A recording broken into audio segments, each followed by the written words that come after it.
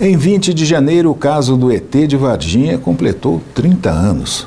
Marco que motivou o lançamento de novos documentários, maior cobertura da imprensa nacional e internacional e, consequentemente, ampliou o interesse e a repercussão pública.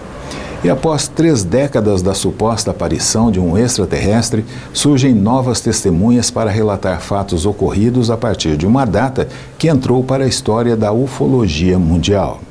O ufólogo presenciou ainda na juventude a movimentação do exército nas proximidades do terreno onde supostamente o ET teria sido avistado. Ao longo dos anos, guardando essa lembrança, passou a compreender a importância de sua experiência e de seu relato. A gente jogava futebol no Marcão todos os sábados e já tinha um comentário que um amigo meu do futebol tinha trago que o exército tinha estado ali no pasto vovozinho e tinha dado uns disparos e saído com sacos, né? E aquilo lá despertou a curiosidade. Aí quando a gente saiu do futebol, 2 caminhões do exército passaram e naquela ânsia ali de moleque e tal, a gente foi atrás. Aí chegando ali na rua Três Pontas, ali quase na esquina com a rua do terreno, a gente deparou com um bloqueio do exército, né? Aí tentamos passar para a base da curiosidade, o exército impediu, né? Ele tem participado de documentários, podcasts e programas de entrevista, nos quais relata sua experiência. Um fato que chama a atenção é que, embora o exército negue envolvimento, houve o estabelecimento de um cerco nas proximidades do terreno da suposta aparição. Foi muito confuso, assim, porque a gente não sabia do que se tratava, né? Então, e aí não tinha referência nenhuma e a gente é moleque, assim, não sabia como reagir, né? Só ficou tenso na hora que a gente quis passar naquela coisa de moleque, desafiando a autoridade e tal, e o militar, ele estava em posição de guarda, ele deu um passo para trás e levantou o fuzil, né? A princípio parecia um treinamento, alguma coisa, mas depois que estourou o caso, né, a gente associou imediatamente, né, porque foi minutos antes das meninas passarem ali e terem um avistamento. Tem muitas teorias, né, algumas conspiratórias e tudo, mas aí recentemente, conversando com um jurista, ele apontou uma situação bem interessante a ser levada em conta.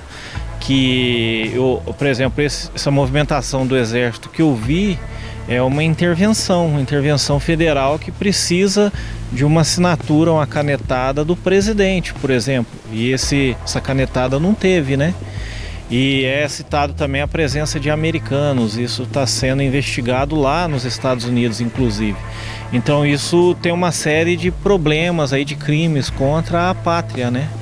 Então, de repente, o principal motivo hoje do sigilo, depois de todos esses anos, sejam isso daí. Precisam algumas testemunhas que têm alguns documentos, alguns vídeos, eles precisam de algumas garantias, né, judiciais para poder trazer o que eles têm à tona, né?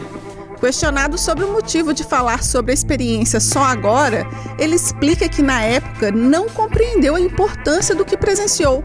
Como não viu a criatura, não deu grande relevância ao fato.